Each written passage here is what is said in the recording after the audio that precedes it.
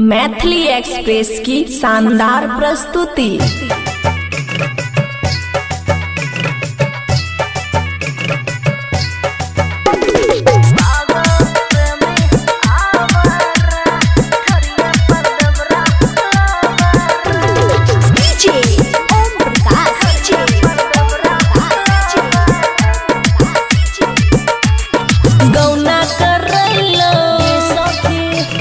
ससुरा हम गेलो सखी गौना करैलो ससुरा हम गेलो हमरा कहे साड़ी पिन्हो चित कबरा